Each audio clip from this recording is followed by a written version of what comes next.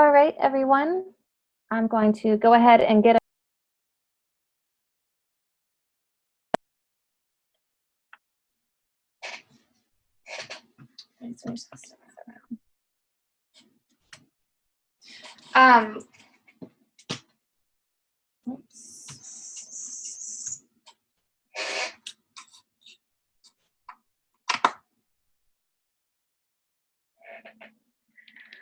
okay, we still have, can y'all hear me?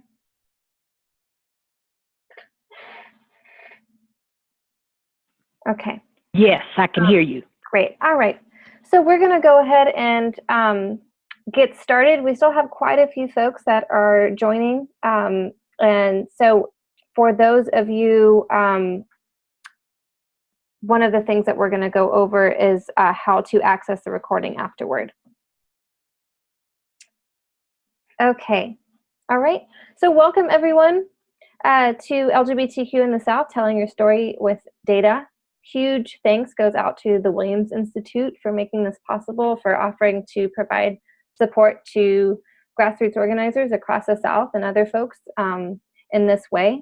This is really great information, really important, and we're excited to be able to work with the Williams Institute to put on this webinar. Okay, so as I said, this is being recorded. And so just to please keep in mind, so that the quality of the recordings will turn out well, to please keep yourself muted. Brittany's going to do her best to keep everyone muted, but if everyone can please be aware of that, make sure that your sound is not on. With that in mind, since you aren't going to be able to verbally communicate to us your needs or questions, we're going to be using the chat box for any questions you have, any tech issues you have, and Brittany will respond to tech issues. And when we have the Q&A discussion later on in the webinar, I will be moderating that, and we'll make sure that your questions are communicated to the panelists. If for some reason we're not able to get to your question during the webinar for sake of time, or if it's a question that requires more conversation, we will make sure that we follow up with you afterward. Okay. Alrighty. So first, just a quick overview again of the Southern Equality Fund, which is what this webinar is part of. This is part of our training initiative through the Southern Equality Fund. The Southern Equality Fund is a project of the Campaign for Southern Equality, which is an advocacy organization based in Asheville, North Carolina, working for full lived and legal equality for LGBTQ Southerners. The Southern Equality Fund provides tools like funding and training for Southern LGBTQ organizers who are doing heroic work to transform the South. The Southern Equality Fund provides microgrants of up to $500 to groups in the South that promote equality, safety, and/or visibility of LGBTQ people. The group budget to be eligible for these grants, your budget cannot exceed $50,000 in a year, and you are not required to have 501c3 status. All right, we have two current open rounds. One is Safe Schools, Safe Communities. This is one of our rapid response rounds. It can be for work that is responding to immediate and urgent needs. It doesn't have to necessarily be new. And any work that's promoting safety in schools and communities across the South, or work that's protecting and defending folks who are targeted based on race, age, gender identity, immigration status, religious beliefs, ability, and/or sexual orientation. We also always have a general fund open, and that is for just ongoing projects that promote equality, safety, and/or visibility of Southern LGBTQ people. If y'all want to learn more about that and learn how to apply, you can apply online, you can apply by mail, you can call us, you can send us a video. You can find out information all about that at lgbtinthesouth.com. And the Williams Institute, who we're partnering with for this webinar, is part of UCLA Law. And they're a think tank dedicated to conducting rigorous independent research on sexual orientation and gender identity law and public policy, disseminating to a pretty wide audience, ourselves included. We're pretty lucky. And then there's the website there you can go to learn more. And we'll be viewing that website some today. Today we have, I will introduce the panelists after this. Christy's going to talk about the data and how to use the Williams Institute website to access data for your local community. Erin Sarver, Communications Director with CSE, is going to talk about communication strategy and data. Ivy Gibson-Hill and Fletcher Page with the gender benders are going to share just their experience with coming into contact with this data and how it's helped them to tell a more complete story of their work and their community.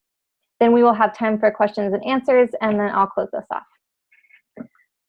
So to introduce the panelists, first we have Christy Mallory.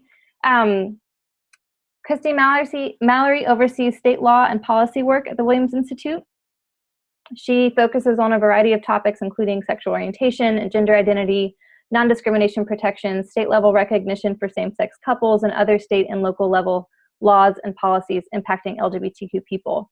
Aaron Sarver is the communications director at CSE. He grew up in North Carolina, attended North Carolina State University, graduated with a BA in economics, and his writing has appeared in These Times, Chicago Reader, News Observer, Asheville Citizen Times, list goes on, has presented on numerous occasions about social media and public relations and communication trainings. He's been with CSE since 2012, and he's also on the board of directors for Just Economics of Western North Carolina. Ivy Gibson-Hill was born in Piedmont, South Carolina, where Z currently resides with her wife, Misha. Ivy's also the co-founder and the program director of the award-winning trans advocacy and support group Gender Benders, based in upstate South Carolina. Over the past 10 years, Ivy has served marginalized communities in a variety of capacities, ranging from education and advocacy work for inclusive hate crime legislation to serving on South Carolina Equality's Trans Action Committee and Greenville Forward's Inclusion and Diversity Task Force, to organizing Greenville's largest counter KKK rally. And in 2014, Ivy was honored to accept the Ryan Wilson Equality Award for outstanding advocacy for the LGBTQ community of South Carolina. Ivy is also, we're very lucky to have Ivy on staff at CSE as the LGBTQ Rights Toolkit Coordinator. Fletcher Page is a 25-year-old masculine of center queer trans person born and raised in Piedmont, South Carolina as well. He has served as the Assistant Director of Gender Benders since 2015, and he's also the LGBTQ Resource Navigator for the Campaign for Southern Equality. In both roles, he travels the South and connects queer and trans people with the resources they need to lead full and healthy lives. He has also co-created a series of trans sensitivity trainings and has presented at over 30 universities, colleges, nonprofits, hospital systems, community groups, and law offices. All right. And with that, I'm going to go ahead and hand it off to our first panelist, Christy.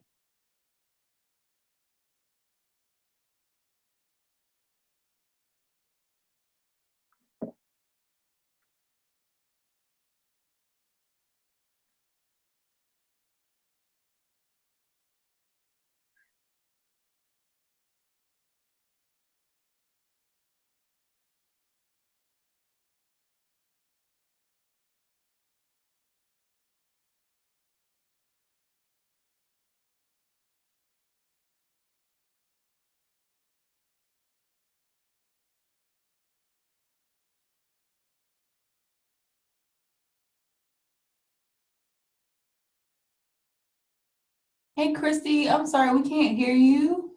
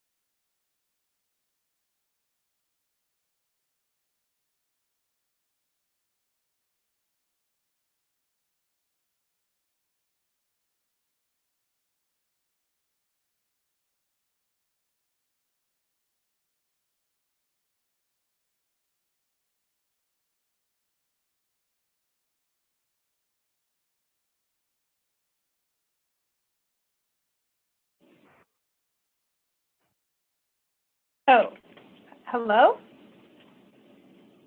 Can people hear me? Yes. Yes. Oh, okay. I must have, something was going on. Okay, I'm so sorry. Let me exit out of my email that I was trying to get into to join back in and share screen. Can everyone see my screen now? Yes. And hear me? Okay, great. Okay, so I'm very excited to talk to all of you about how you can use the research and data we do to tell your stories and advocate for better laws and policies in your state. So Chloe just had our mission statement up, and here it is again. We are a think tank located at the UCLA School of Law, and we conduct research on LGBT people and the laws and policies that impact them.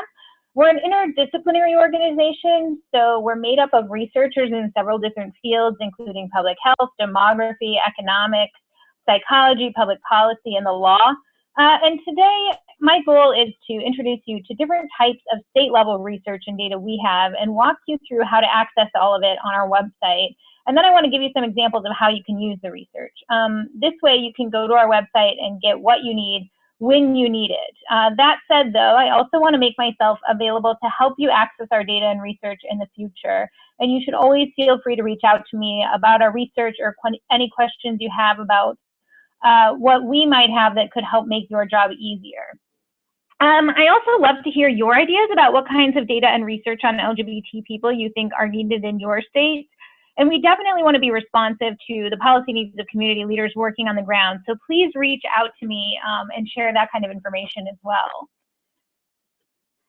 So I want to start by telling you about the state level data and research that we currently have. And after this, I'll talk about what additional resources will be available in the coming year or so. So here's a list of what we have now that I think will be most useful to you. And I'll go through these one at a time and explain what they are and how to find them on our website. So let's start with basic state level demographic data on LGBT people and individuals in same-sex couples. We have a really great data interactive online that allows you to access a ton of info about the LGBT community in every state and presents it in a visual way that's a lot more fun to look at than most of our reports. So the interactive provides demographic data for both LGBT people and same-sex couples. And when we open it up online, I'll show you how to navigate between the two. And the data on LGBT people comes from the Gallup Daily Tracking Survey, which is a daily telephone survey of 500 individuals. And the data on individuals and same-sex couples comes from the American Community Survey, which is an annual long-form survey of households administered by the U.S. Census Bureau. So let's take a look at what you can find on the interactive and how to navigate it. So there's a link to the interactive on our homepage. And when you open it, you arrive at this screen where you can select the type of data you want to see, either data on LGBT people or data on individuals in same-sex couples. So let's select LGBT people. So this takes you to a national data portrait of LGBT people, and to get data on a particular state, you can just select it from the map. So let's take a look at Georgia. So at the top, you can find some basic info on LGBT people in the state, including percentage of the population identifying as LGBT, percent of LGBT people with an income of less than $24,000 a year, percent of LGBT people raising children. And then if you scroll down, you can find more detailed information out about age, sex, and race and ethnicity of the LGBT population. And then next, here's more information on socioeconomic disparities that LGBT people in the state face, including comparisons between LGBT and non-LGBT people in unemployment rates, access to health insurance, college education, and income less than $24,000 per year. And then finally, the last table shows the state's rank in terms of LGBT people raising children. So now you can easily switch to see our data on individuals in same-sex couples by clicking up here. You can get back to this menu and then click on same-sex couples. And this brings up pretty similar types of information, but these stats represent only people who are part of a same-sex couple. So it's really helpful to remember when thinking about how this data fits into the context of the data we just saw on LGBT individuals, that this data represents only a segment of the LGBT population, specifically individuals who are cohabiting with a same-sex partner and identify that person as a married or unmarried partner on Census Bureau forms. That difference is particularly important to keep in mind when you look at data on race and socioeconomic disparities. So for the most part, you're going to find that people in same-sex couples are less likely to be people of color than LGBT individuals, and people in same-sex couples have socioeconomic advantages over LGBT individuals. So for example, if we look at the unemployment rates down here, you'll see that only 5% of individuals in same-sex couples in Georgia report being unemployed, and that's compared to 14% of LGBT individuals, as we saw on the last page. So of course, you can look at other states just by clicking on them. You can bring up anything you need like that. Some of the smaller states, we don't have all of this data available because the sample sizes were just too small. But in a little bit, I'm going to talk more about what we're doing with Gallup data in the future, and hopefully we'll have more years available, so we'll be able to report on all states. That said, most of the states in the South are pretty big population-wise, so that shouldn't be a problem. So next, I want to show you a second interactive that we have that looks at similar types of data from both Gallup, the American Community Survey, and some other sources in a different way. So this is our interactive that compares how LGBT people and non-LGBT people are doing on a number of outcomes by region and in terms of whether state-level non-discrimination protections exist. So the first few pages of this interactive provide some background information, including support for same-sex marriage over time. You can scroll through here. We can also see state-level employment discrimination protections over time. You can drag there, go back to the beginning where Wisconsin added non-discrimination protections in 1982 and see the progression over the country since then. We can also find data on public acceptance of LGBT people by region as measured by public attitudes towards LGBT rights. And I'll just point out here that public support for LGBT rights is lowest in the South. You can see that here represented by this score of 55 compared to the highest score of 71 in the Northeast and the other regions falling in between. So the next few slides look at differences in race, ethnicity, and parenting by region. So for example, we can see here that the South is home to more African American individuals in same-sex couples than any other region, as you can see by this cluster of orange down here. To change race, you simply go up to this menu and you can click on, for example, Latino.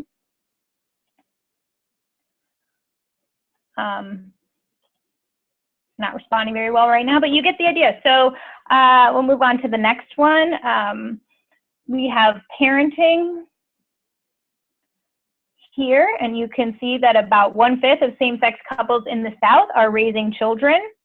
And if we scroll down from there, you'll find comparisons between LGBT and non-LGBT people on a range of socioeconomic outcomes.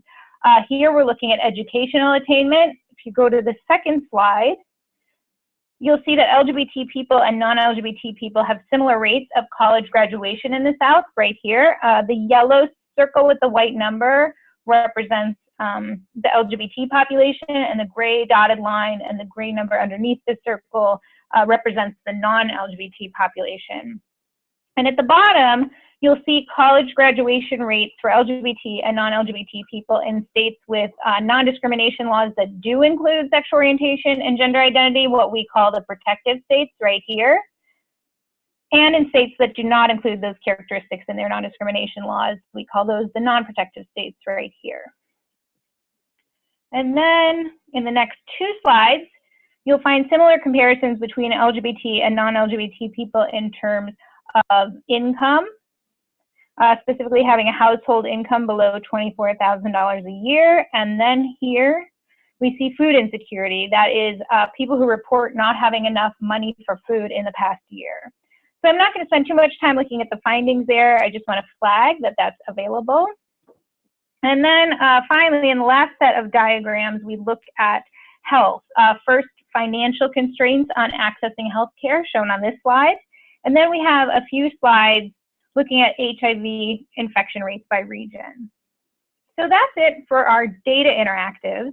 Now I want to show you a few of our reports that are less visually exciting, but still have great content that I think you'll be able to use in your work. So first, here's brand new research we've done on the number of transgender people, including transgender youth in every state. We do have this for every state. I was only able to fit a few on the slide, but that's why it cuts off at Iowa. They are all available. And so this report is based on data collected through the Behavioral Risk Factor Surveillance System, sometimes known as BRFIS, which is a survey that includes questions about respondents' gender identity in 27 of the state surveys it administers.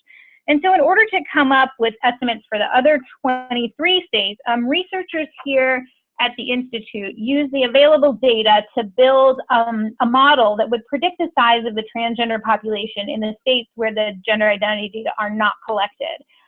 These estimates are the first of their kind and have been widely cited in the media and have been very helpful when talking about the impact of the various anti-trans bills that we're seeing crop up across the country, including bills that affect trans students. It's very meaningful to, for example, be able to say there are 2,500 trans students in Alabama who would be affected by a bathroom bill that prohibits them from using the restroom consistent with the gender identity in their schools. And next, I want to tell you about a series of reports we've done on employment discrimination against LGBT people.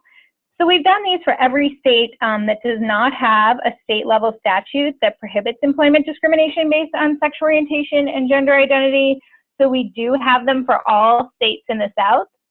And these reports provide evidence of discrimination in the state as documented in sources like surveys, court cases, the media, and other sources. They explain current protections from discrimination in the state, like local laws, and compare those local laws to the non-discrimination statute at the state level. And then the reports estimate how many administrative complaints of sexual orientation and gender identity discrimination would be filed in the state if the non-discrimination law were expanded to protect LGBT people. So that data has been very useful as people confront sort of these competing arguments from opponents that are both that if we pass this law protecting LGBT people, our state administrative agency will be flooded with complaints, the courts will be flooded with complaints, they can't handle them. So we see that argument being made on one side, and then on the other side we see people saying, oh, well, there is no discrimination against LGBT people in our state, so these laws aren't needed. So basically what we've been able to do is determine based on the experience of states that do have these laws, how many complaints would be filed. And we find that when the complaint rates are adjusted for the number of LGBT people in the state, we find that LGBT people actually file complaints at a similar rate to women filing sex discrimination complaints and people of color filing race discrimination complaints, which support the position that this kind of discrimination is occurring. But when we look at the raw number of complaints filed, we see that it's actually very low, but that's just because the LGBT population is very small compared to women or people of color, generally speaking, in a state. So that's something interesting and new that these reports do. It's been very helpful to combat those types of arguments. That might be a little bit technical and confusing, but that methodology is all laid out in these reports, so I encourage you to look at them. And before I get into what types of research and data to expect in the coming year, I want to show you where to find the non-discrimination reports and other state-level resources on our website. So you can go to our homepage, and you'll see this map at the bottom, and you can just click on your state or any state you're interested in reading about. And let's see, for example, in Texas, you'll see all of our reports that are specific to Texas right there. The rest of our research, so that is research that is not state-specific, can all be accessed by through this drop-down menu under the Research tab at the top. So for example, you can go to Research on Trans People and find it all listed there. So now, I want to give you a brief preview of what we have planned in the coming year. So first, we're going to be updating our state-level LGBT demographic profiles, which means we'll be updating the types of information you saw in the first infographic we looked at today. And we'll be using Gallup data collected up through this year for that update. So for the first time, we'll actually be able to see what LGBT populations look like after marriage equality became legal nationwide in 2015, and what problems still persist for LGBT people despite marriage equality. And with all of this new demographic information, we'll be making new infographics for every state. These will be designed to be easily shared across social media platforms and can be posted on your website or incorporated into other materials you're working on. And here are two examples, one designed for full page viewing and one for social media. And we'll be rolling these out shortly after we've analyzed the new Gallup data. And while we're eager to get these out and the new data analysis out as soon as possible, if any of you would like to have one of these for your state before we're able to do that, let me know and I'll put one together based on the data that we currently have, and then I'll send you an update when we have the new data out. Next, we'll be doing a series of reports that look at discrimination more broadly than our previous state-level reports that I just showed you, which focus only on employment discrimination. So the new reports will provide evidence of discrimination against LGBT people in employment and other settings, including housing, public accommodations, and in schools. And the reports will assess the impact of discrimination on both LGBT people in terms of health and economic stability, and also on the state's economy. And so far, we've released these types of reports for North Carolina, Texas, and Georgia, and we're currently working on one for Florida. We're hoping to do a few more of these in the coming year as well, including for additional states in the South. And we're also hoping to do some state level or regional level analysis of data from the USPS. So the Williams Institute's Manager of Transgender Research, Jody Herman, is a member of the team working on USPS, and she and other researchers will be doing a number of follow-up studies with the data looking at topics like housing and job stability, health disparities, and risks for suicidality and experiences of violence. And Jody and others are hoping to be able to look at these issues at the state level, or if there aren't large enough sample sizes at the state level, then at the regional level. We're also planning to do new estimates of child rearing by LGBT people and same-sex couples, including adoption rates and number of adopted children. So we've had a lot of demand for this research in the past year due to the increase in legislation that allows foster and adoption agencies to refuse to place children in certain households based on religious beliefs. And we have fairly recent research on adoption rates, which is broken down by region in that table on the left. And also broken down by state in one of our reports that I can get to you if anyone's interested. But we haven't actually estimated the number of adopted children being raised by same-sex parents in each state since 2007. And that table on the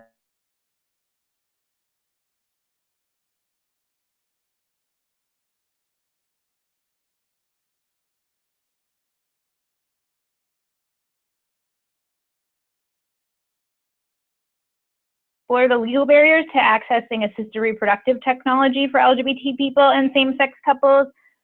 In particular, the reports will analyze state-level statutes that regulate ART, including laws that pertain to artificial insemination, in vitro fertilization, and surrogacy.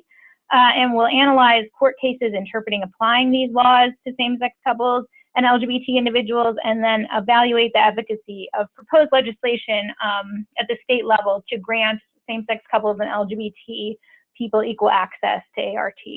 And through our research on this topic so far, we've actually discovered that this is an ongoing issue in most states, even the quote-unquote good states, which really demonstrates that there's more to be done across the country on issues impacting LGBT people.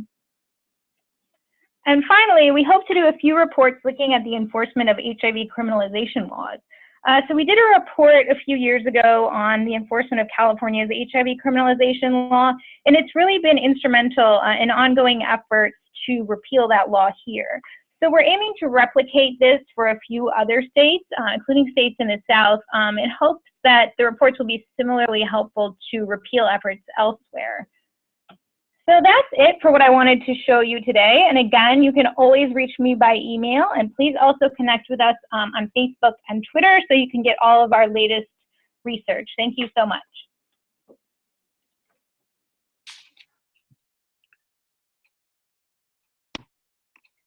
Great, thank you so much, Christy. That was incredibly helpful, and we'll make sure to get those links from your presentation that we can share with others. And now I'm going to pass it off to Aaron. Okay, can everybody hear me and see my screen?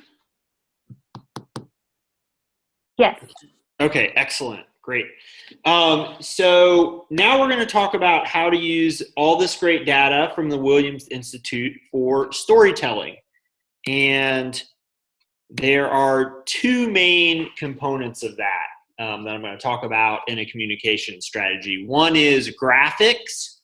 So any kind of visual representation, that could be a simple pie chart, that could be an infographic, that can be something you create to post on Facebook that's visual.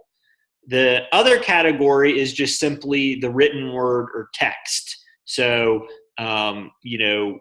quotes that you may include in a blog post, these numbers you may pull from the reports that are on your About Us page on your website.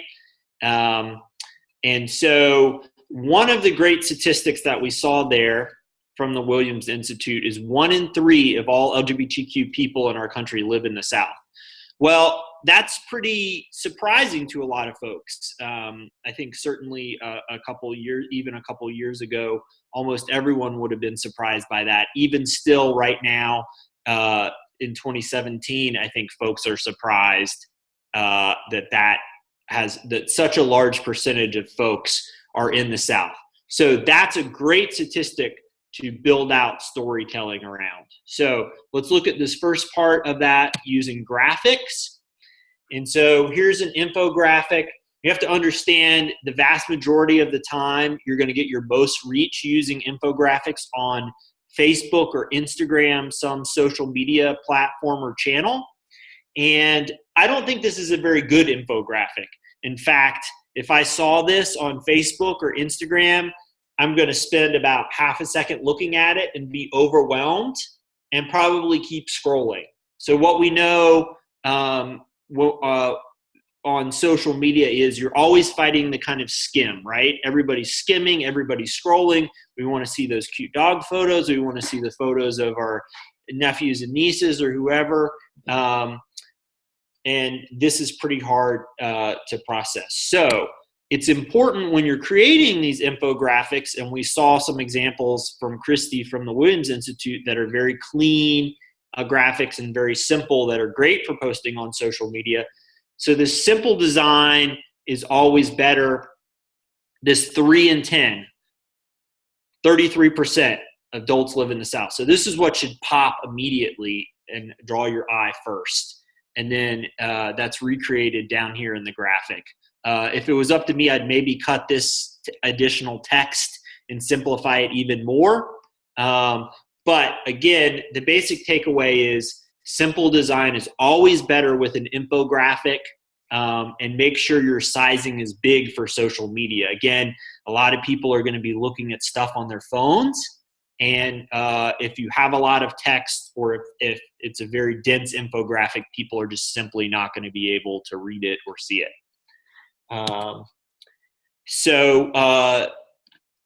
Canva is a great free resource. I know a lot of folks are, for your organization, you may be the executive director and the communications director and the volunteer coordinator and the graphic designer. You're wearing a bunch of different hats. So this is a free program. It's easy to use, and I think you'll find it's very intuitive and pretty quickly you'll be able to do some simple infographics that you feel good about. If you do have some money to invest in a marketing budget, hiring a graphic designer who's using Photoshop or more sophisticated programs, that's always a good investment. If you have a annual fundraiser or a big kind of rally or annual event, paying a designer to create a really cool graphic is great use of money, but we know a lot of folks are bootstrapping it and funding stuff out of their pocket. So the free part is a good price. So let's talk about the storytelling element a little bit more on social media. So this statistic is a little dated, but what used to be true until recently, we just got some numbers, is the South has 8% of funding. Well, we've got this 1 in 3 statistic. We know that 33% around there, folks, LGBT folks in the U.S. are living in the South, 1 in 3. Well, 8% is a lot less than 33%. So now we're taking those statistics and building a narrative. We're doing some storytelling by adding to that statistic. And what does that mean? 8% of the funding goes to the South. Well, we know most of that money's coming to the South is ending up in Atlanta, in Charlotte, and places like that. So almost no money is ending up in Johnson City or Hattiesburg, the rural South. So now we've got some storytelling. If you're an organization focused on same-sex parenting or trans youth, the Williams Institute has amazing data around all that, and you can build out storytelling around that that's specific to your programming. But let's imagine that the statistic was not 1 in 3 individual LGBTQ folks are living in the South, but let's say it's 1 in 20, 5%. Well, there's still a story to tell there, but the data you're using and the context you're creating in that storytelling are very different. So think about that. Think about, what does this data mean? A lot of these numbers of just the raw figures are surprising to folks, frankly, that there's so many LGBTQ folks in Arkansas and Alabama, and we've got these false narratives about the South that we're all working to change. But think about, what does your statistic mean for the work you're trying to do as you're building out the storytelling? So some of the other things we want to think about is use these statistics in your fundraising letters, in your emails, at your events. So if you're sending out press releases, if you've got a rally for Trans Day of Remembrance in your town, include those statistics about the data. This is, again, the amazing data from the Williams Institute about the number of trans folks in your state. Include that in your press release. Talk about that at the event. That's a great takeaway for people. So I've highlighted, this was a very wonky press release we sent out about our federal lawsuit about HB 1523. Reporters love it when you give them these statistics. So part of what you're doing is, for reporters or for your base of supporters or anybody coming to your website, have these statistics on your website where they're accessible. You're doing the work of going to the Williams Institute and pulling those statistics for people. Of course, you can link to the Williams Institute so they can find more, but you're going to pull the top line stuff so people don't have to click through and dig for it. That's some of the work that you're doing on behalf of the community you're representing.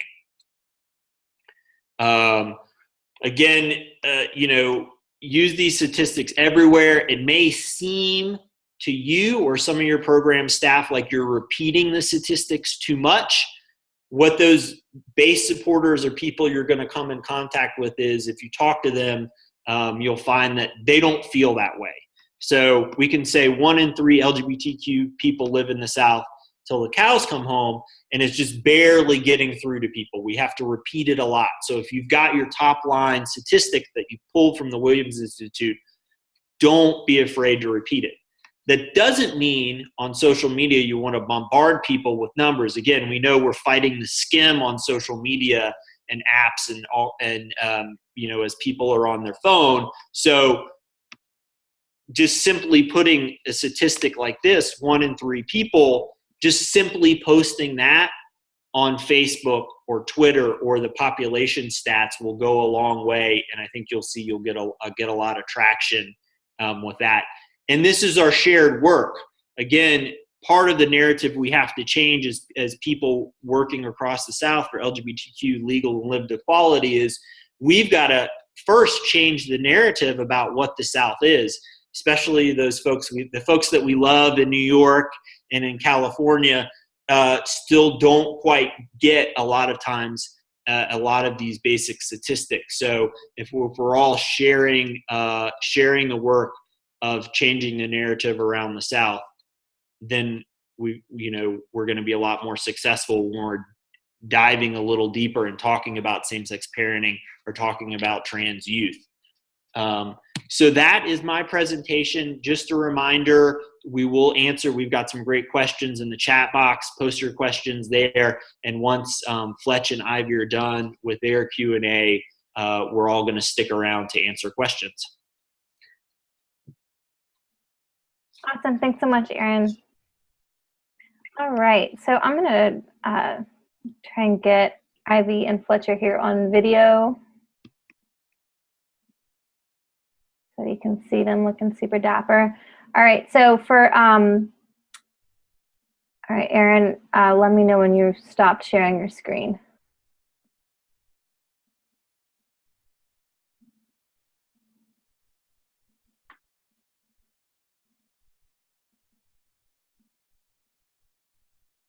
Aaron, do you know how to stop sharing? There we go. Awesome. Okay. All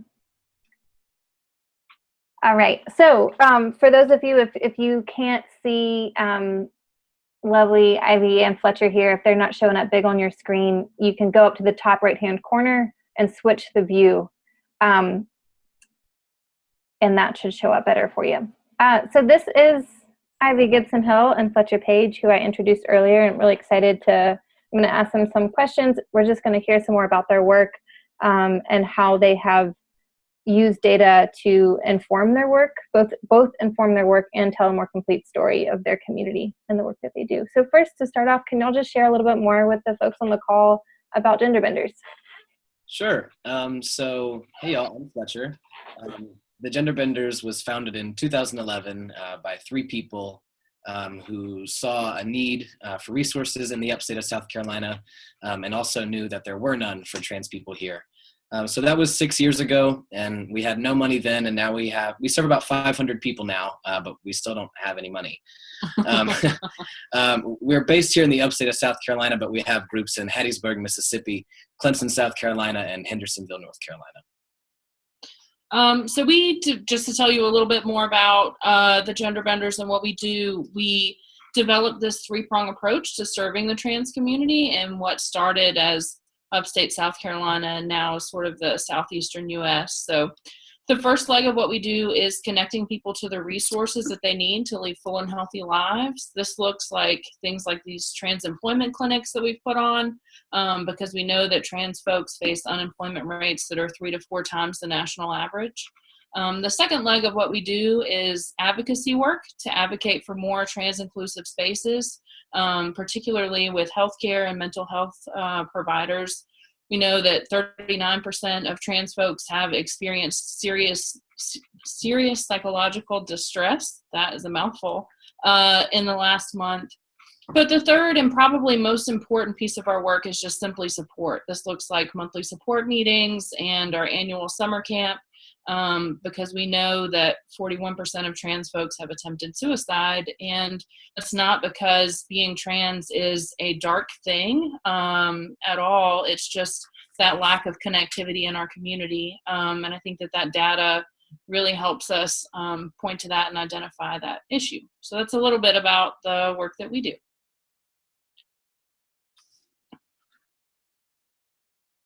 Great.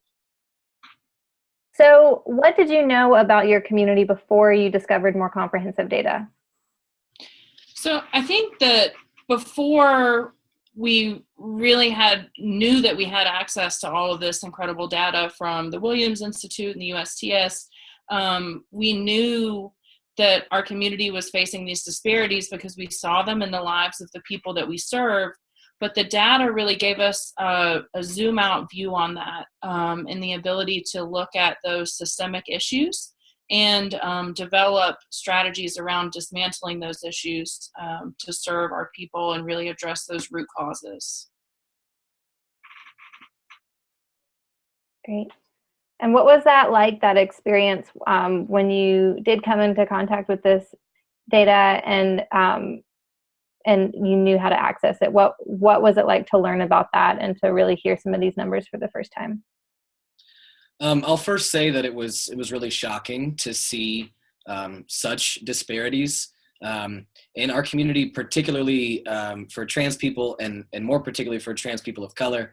To see that in such large numbers across the nation was really an eye-opener, but it was also very exciting to have access to this data and to know that we could present specific numbers to specific providers and point out the disparities and point out the systemic issues that exist in their workplace or wherever. Great. And so what's changed since then? How have you been using this to tell the story of gender benders in the community that gender bender serves, and grant writing, and then just other storytelling opportunities in general? Yeah, so we've already started incorporating this data into the grant writing that we've been doing, and have really been trying to get better at using it when we're telling stories about our community and the people that we serve. And I think one example of this is that it's one thing to say we have a huge issue, we really need gender neutral restrooms. And it's a totally different thing to say, hey, this is a public health issue. 59% of trans folks are avoiding using the restroom, and 32% of trans folks are actually not eating and drinking in order to not have to use the restroom in public, with 8% actually getting UTIs and kidney infections as a result. So I think that you can just hear the difference in the power of that, and in the power that having those statistics and those numbers really brings to helping us share that story. Yeah, I think the zoom out, as Ivy calls it, is really important because it's easy to have blinders on about like what's affecting your specific community. But when we take this zoom out, we see that we're reminded that these issues are affecting all of us across the country, across the globe. All trans people are seeing severe disparities from healthcare to homelessness to ID documents, the list goes on. Great. We have a few more minutes. If there's anything else that y'all want to share, you have some time if there's something else that you just want to talk about. I think we're ready to move into Q&A unless there was something you wanted to share. Yeah, I just wanted to say that the interactive graphics on the Williams Institute website are so helpful and so great, and they're really easy to navigate, and definitely check them out. They're really great. Yeah, we've definitely used that a lot with grant writing and telling these stories about the people that we serve. All right, thanks, y'all. Even though y'all are looking so good tonight, I'm going to ask you to turn off your video so that I can share my screen again. Thank you. All right, so we've got some questions for folks. The way this is going to work is if you have a question, you can type it into the chat box at any time. Just make sure that it's either to Chloe or to everyone so that I can see it. I'll communicate your question to the panelists, and then we'll take it from there. All right, so our first question, Allie asked us earlier on, is there data available that also incorporates race into employment discrimination? Hi, everyone. This is Christy. Can you hear me? Yes. Okay, perfect. So that's a really, really, really great question. And my answer right now is I wish we had that. The reason we don't have that at this point is because these big surveys to date that have asked questions about sexual orientation and gender identity that give us a big enough sample size to look at what's going on at the state level, or even at a larger level nationally, they don't also include questions about employment discrimination. So those tend to be smaller surveys that ask about employment discrimination, not always representative of the population and that kind of thing. That said, I will say that the Williams Institute is working with Gallup on 2 brand new projects this year. I didn't mention them. I'm not sure that reports will be coming out this year or next year. We're still in the data collection phase on both projects. But we are attempting to do follow-up surveys with people who identify as LGBT in Gallup.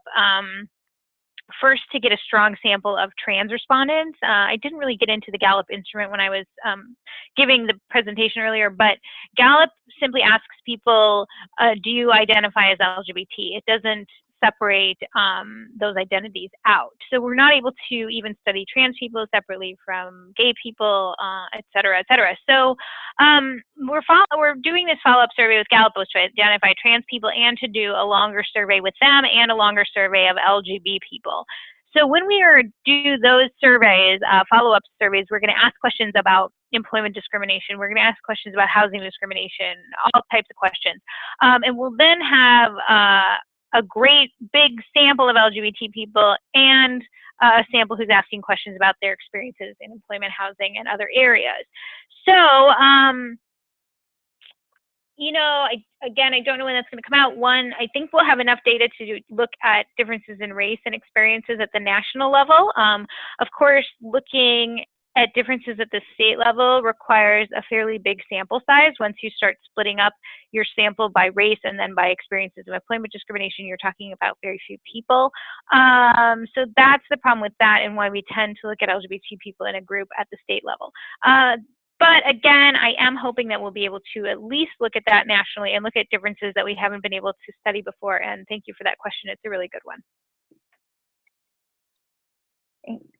Thanks, Ali, for that question, and Christy for your response. Our next question is from Yaz Nunez.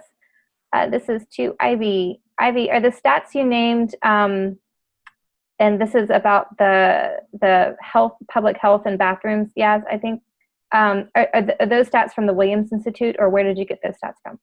Those stats are actually from the U.S. Trans Survey, which we're really excited about. It's the largest sample size that they've ever had before, significantly. So the numbers, you know, are a lot more accurate than they have been. So those came from the USPS. And I have a link for that to send everyone. Later on the slide, I'll be sending that around.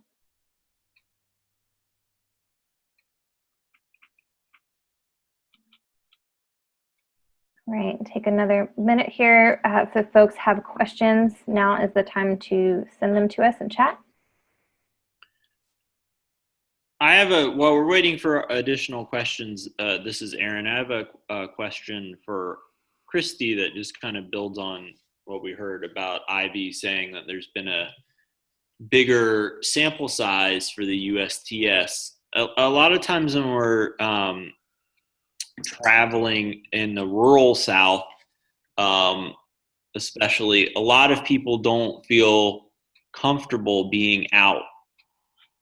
So how does that work as far as data collection, and also combined with, in a lot of rural areas in the South, people, lack broadband internet connections. People may be sharing a cell phone. So how does that work as far as the data collection for these surveys? Yeah, that's a really good question. We do expect that there's probably underreporting of LGBT identity on self-identification surveys, like you said, on Gallup. Maybe if a younger person shares a phone with their parents or something like that, they might be uncomfortable answering the question, even if they're promised anonymity. All of these surveys really do promise that the answers are confidential, and the data is kept very private and confidential. Even we who are going to have access to this Gallup data to analyze, it's a super hard process to go through. They really scrub the data. There's no way we could identify these people from the data we're given. But that that doesn't always mean a lot to the person on the phone who's being asked to say, are you LGBT, if they're in an uncomfortable position at the moment, or afraid that somehow their parents might find out, or some other person in their lives. And, you know, similarly with the American Community Survey, the ACS that I was talking about that's administered by the Census Bureau. So that's what we call a proxy survey, because that's a survey that goes to one person in the household and they're asked to answer a bunch of questions about other people in the household. So, for example, they're asked to answer questions about their relationship to every other person who lives in that household. And so, you know, we might be able to identify partners that way, but especially among a lot of older couples, we don't, you know, they might not be used to using the terminology that the Census Bureau uses, which is spouse or unmarried partner. So they might not be identifying themselves even on these forms. So this is all to say you raise really good points, and geography can, of course, play a role in this. Again, you know, also where maybe multiple family members or people close to the family are living in one house, they might not feel totally comfortable even identifying there. So there's a lot of barriers to that. And it's hard to think of ways to overcome that other than promising anonymity. And this also comes up a lot because we'd really like to study rural LGBT populations in terms of what kind of experiences of discrimination they've had, particularly whether they've had religious-based discrimination. I know that's very important in the reproductive context too, about people having access to contraception or abortion or other sort of medical care, and how one provider's religious preference can mean that someone in a rural area doesn't get care at all. So similarly, if there's one cake baker in town and they won't make a cake for the wedding, we want to know that that's happening, but it's again hard to know that if we're not able to pick up these people on surveys. And that's why other types of research methods are really important too. For example, you know, sort of anecdotal reports that are often published in the media, and, you know, stories are published with people's identities concealed or that kind of thing. But again, that does require people to come out to some degree and identify themselves, which in small towns too can have other repercussions if somebody reads it in the newspaper, and we know that there aren't strong uniform protections for LGBT people across the country. So if a boss reads it in the newspaper, that of course could have some serious repercussions for people in rural areas. So this is all basically to say that surveys are a pretty good way of picking this up because they are anonymous, and insofar as people trust that, we're able to get responses from those people. But unfortunately, it's not a perfect method. I can say, though, that when so the census data and ACS data, we're actually able to look at the census tract level, which is often a very small area, and figure out same-sex couples in those areas. And we see people identifying as same-sex couples. I believe it's something like 93 or 95% of these counties and small areas in the U.S. have same-sex couples identifying as such. So we are picking them up to some extent, but probably not everyone. So that's a long answer to just basically get at that point. Thanks for the question. That's a good one. Yeah, and just a confirmation: the 1 in 3 that 1 in 3 LGBTQ people live in the South. That is a Williams Institute statistic, correct? Yes, that's actually can be gleaned from the interactive I showed, but I didn't show that. Okay. I can direct people to it if they're curious. I'm wondering, Christy, if you could actually bring up the website again. I know that y'all did that great comprehensive report, LGBT in the South. It just gives some a deeper dive into what are some of those big statistics like that 1 in 3 people live in the South. I'm wondering if you can go over what are some of those other statistics that really stand out about the South as far as issues that LGBTQ people are facing and the demographics of LGBTQ people in the South. Yeah, sure. So let me take a second to pull it up. Or I guess I can share my screen and show you all how I'm pulling this up.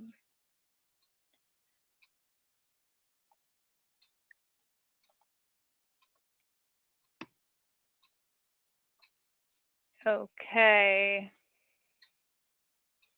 Can you all see my screen? Yes. Okay, great. So if I type in LGBT in the South right here on our website, sorry, to go back just so everyone's on the same page, you can type in that right there, and it'll pull up this page that we've made, which was something that we made for the Campaign for Southern Equality's conference on LGBT people in the South last year. And so we have some great images here that you're all totally welcome to use. This one on the top here shows attitudes towards marriage for same-sex couples, and you can see that they've been improving across all of the southern states. That's the South overall, and then you can see your individual state listed out here on the right. Can you make it full screen, Christy? Oh, just on your browser? Yeah, there you go. Is that better? Okay. Thank you. So, and then here is the data that Aaron shared. 35% of LGBT people live in the South. That's that graph right there. Again, that's on the interactive. I think if I click this, I can actually get to the page that it's on. Oh no, I have to go back through. Okay, well, if anyone is interested on that exact page, I can show you where it is later. I don't need to go through it now. And then we have fact sheets. Again, these are older sort of fact sheets that we've done that we will be updating, but these are available for now, which have state level data laid out in that kind of format. They're not infographics. I don't think any of them are one page. They're 2 or 3 pages depending on how much data we have for the state. So again, if you want a one-page thing to put on social media, contact me and I'll get you a condensed version of all of this data. But they're there for all the states right here. Christy, were people surprised by these numbers? I mean, that's just anecdotally, I hear a lot of people just kind of have a, wow, I had no idea.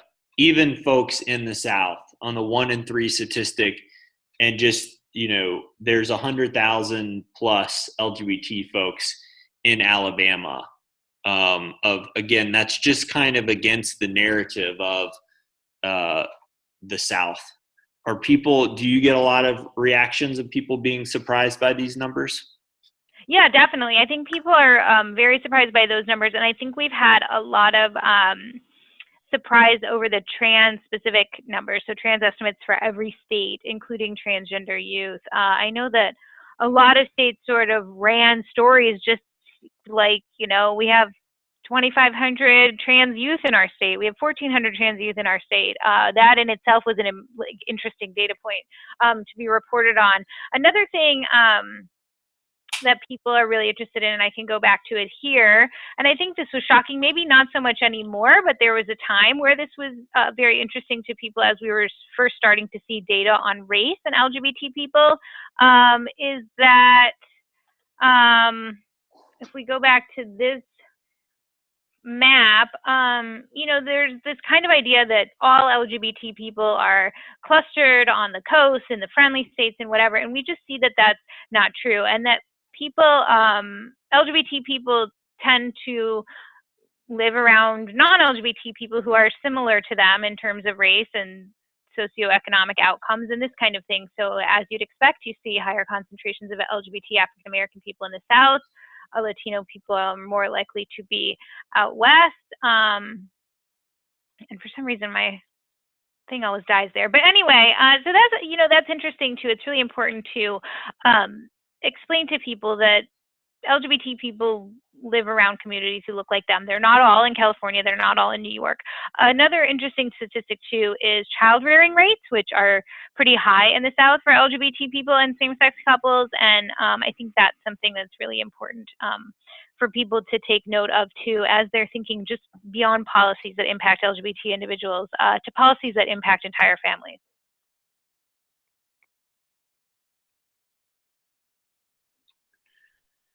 Thank you, Christy. I'm not seeing any more questions in the chat box. I know we have a couple of people who are on the phone who are calling in. If you have a question, feel free to unmute yourself at this time just so that you can communicate your question to the panelists. We'll give a minute for that.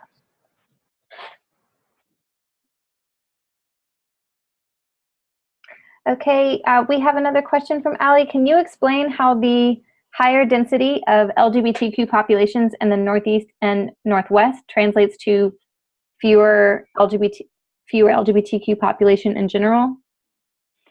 Yeah, sure. As compared to the 1/3 in the South. Yeah. Yeah, let's take a look at this this interactive again. So Christy, we can't see your screen anymore. If you could share it again. Sorry, let me get back to. Is it up now? Yes. Oh, now it's up. Okay, great. So let's go back to this interactive and go back to LGBT people. So we're talking about more LGBT people in the South, but that is just because there are more people in the South. And as I said before, LGBT people tend to live around non-LGBT people in similar communities and regions, and they're not all clustered on the coast or the friendly states. So, and the percentages are very close, even in the states where we say there's, you know, percentage-wise fewer LGBT people, it's not that different. So let's take a look at Florida here. We see 4.1% of the population identifies as LGBT. Let's go to somewhere like New York, where we see 4.5%. In Maine, we see 4.3%, Oregon, 4.8%. So you can see here in the dark blue states, they're all similar. And so this does kind of look like the friendlier states, with the exception of Florida here. Indiana, Michigan are less supportive as far as the Midwest goes. But the rest of these states are all kind of the same color, meaning there's all pretty similar percentages. So that it all just kind of links back to the fact that where there's more LGBT, or where there are more people, there are going to be more LGBT people, because they are living in their communities and not escaping to the friendly states.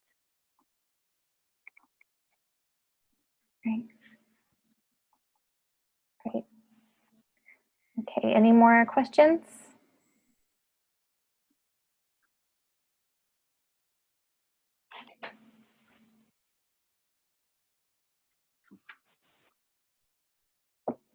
So while Allie's typing, I'm gonna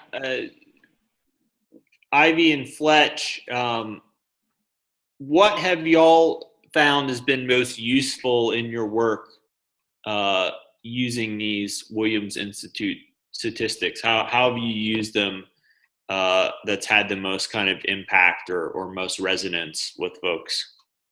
I think from what we can see in our trainings, so in our trainings, in the 101 level, we play this really fun, like, interactive gender Jeopardy game.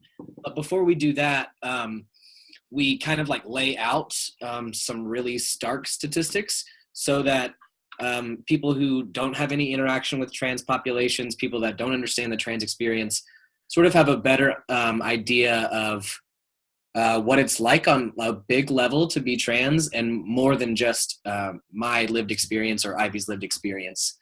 We feel like it really kind of drives home the importance of the trainings there, and also it's totally changed the way that we do grant writing. When people ask for background on a grant application and want to know about the population of the community we serve, yes, we have tons of personal stories and anecdotes that we can share about the work, but now we also have this added credibility of, like, this is fact, this is how many of us there are, this is how many of us we're reaching, these are the issues that our people are facing.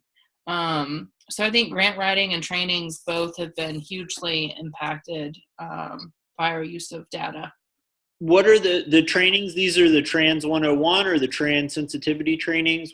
What trainings exactly? Yeah, so Gender Benders and the Campaign for Southern Equality work together to offer trans sensitivity trainings. We've presented to well over 30 colleges, universities, hospitals, mental health professionals, attorneys, a wide array of service providers who work with trans folks. And we do that to help increase access to competent services for trans folks. Get in touch with us if you know somebody who's interested in a training. It's ivy@southern-equality.org.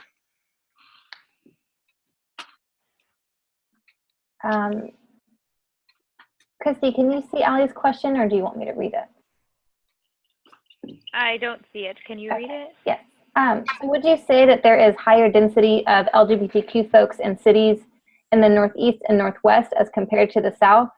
or are LGBTQ populations in cities across regions similar? The context for that question is Allie is considering this as a defense as to why funding goes to other places than to the South. Yeah, so we do have some city level data. I can share that all with you later. I'm not really sure how to find it, so I don't want to hunt around while you're all sitting there. But we do have that from Gallup, and we do see that big cities tend to have a higher percentage of LGBT people, or at least people who are openly identifying as LGBT. That kind of goes back to Aaron's question from earlier. But again, just like I said with the states, it's not that different. We're not seeing, for example, 20% of people in New York City compared to 1 or 2% in more rural areas. The percentages, again, are all fall within a pretty narrow range of about 2% to about 5 or 6% probably at the city level. DC is very high. DC is about 10%, but it's an outlier. I think to answer that question, I'm trying to remember what the data source is, and Christy may recognize this statistic. It may have been from the 2010 census as far as same-sex households in Buncombe County, North Carolina, where one of the CSE's offices and where I am. I believe the number, Buncombe County, that's Asheville, North Carolina. A lot of folks know Asheville, had it was the number 20 county out of 5,000, how many ever counties there are in the U.S. Buncombe County was 20th in terms of the percentage of same-sex households in that 2010 census. So I think, there are clustering of folks in Durham and, Birmingham, Asheville type places to some degree. But I think, also it just can seem that way, right? We know that part of what we're finding out, and part of what we know through the Southern Equality Fund, where Campaign for Southern Equality funds grassroots groups across the South, like Chloe talked at the beginning, you get to some of these rural counties in Western North Carolina where the total population of a county is 7,000 people. Well, if there's just a handful of folks that are same-sex households in those rural counties, then that percentage is there. So again, I think it's that kind of as what Christy was saying is the population, the total population. Yeah, there's a heck of a lot of LGBT folks in LA and New York and Charlotte and Raleigh and Birmingham. But that's just because there's a lot of people in those places in general. So it seems that way. It seems like there's a big disparity. Yeah, exactly. And, that's why it's really important too, as I was saying earlier, to sort of consider or think about looking at LGBT people and same-sex couples under a sort of different lens. That old census data and now the newer ACS data that we have is a portrait of same-sex couples, and we know that they're more likely to have more resources, financial resources. They're more likely to be white, so they're more likely to be the people who can move to these cities if they want to, that are perceived to be friendlier. Whereas if we talk about LGBT people, they're more likely to be people of color than individuals in same-sex couples. They're more likely to face socioeconomic disparities that would make it harder for them to move to friendlier cities. So I think it's important too, as you talk about these sort of data profiles in your grant writing or need statements or whatever, that you really mention that difference, the difference between LGBT people and same-sex couples, because it really can affect sort of the lens that you want to use to look at these issues through. Thank you. All right, I'm gonna do a last call for questions here. Give a few seconds for that.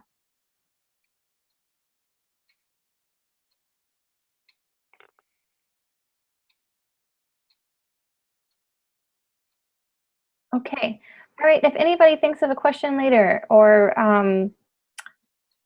want to follow up with any of us on the call, there is that opportunity later, and I will be sending out an email. We'll be sending out an email after this, so you'll have a way to contact us pretty easily. Christy, if you could stop sharing your screen, I'm going to share some more data sources that people can use. So the Williams Institute, as we saw, is an incredible source of data and very easy to use, very interactive. Here are some other sources as well. So we have the USTS, or the US Transgender Survey, that was mentioned, and this is not clickable right now, just so y'all know. But you will be able to download this whole presentation later, and you can access those links then. There's also the Center for Disease Control and Prevention. They have some pretty very new research on HIV/AIDS and how it affects the transgender population, and data about that. And so that is, if that is something that relates to your work, that could be very helpful. Center for American Progress, Christy mentioned, is another great source that does a lot of compilation of data as well. So it's already there, it's synthesized for you. The main points are highlighted. And then lastly, we mentioned a lot of funding statistics, and we have the Out in the South initiative to thank for those statistics. They've been doing really great work to get more funding to the South. When they started issuing out reports, we had less than 3% of national funding going to the South, and now we've climbed above 8%.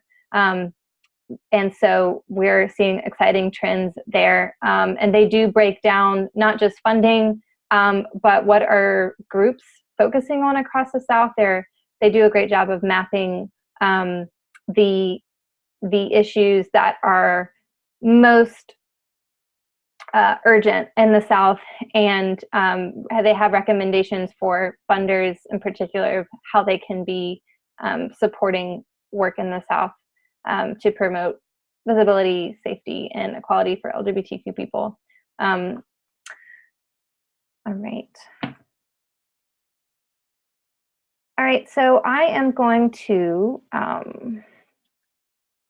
let's see if I can do this. I'm going to copy and paste this so that folks can start filling this out now if you want. We'd really appreciate it if everyone can go to complete a feedback survey. It's super short, should only take a couple of minutes to complete, just to give us feedback about this webinar and how it went. Did it meet your expectations? How's the quality, etc.? Really simple. Also, we have a weekly newsletter. It's a news digest, talks about, shares articles and gives some main points of what's happened in the past week as far as issues and events that affect the LGBTQ population in the South, which is a wide variety of issues. So it's pretty comprehensive in that way. Also, since we've been recording this webinar, we have some presentations that we've been using. We'll have all of that you can access later, share with folks. After this webinar, you can download it from our website and just go to lgbtinthesouth.com resources. And then last, I'm just going to put another plug in there for the rounds of funding that we have open right now. So again, we have Safe Schools, Safe Community. I'll go back to that slide so you can see. Safe Schools, Safe Communities. You can apply for up to $500 there, and then our general fund as well. If your group does not meet this criteria, but you know of groups in your area that could really use this type of support, please spread the word. All right. Oh, we've got a problem with the survey link. Let me fix that. Got a typo. All right, let's try that.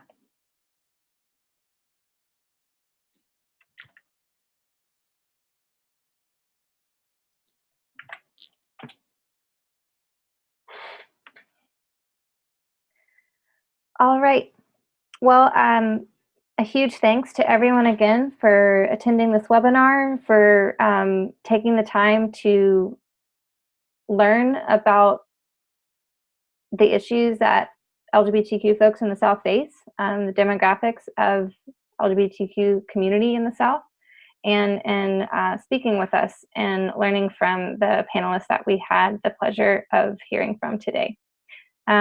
We hope y'all stay in touch and have a great evening.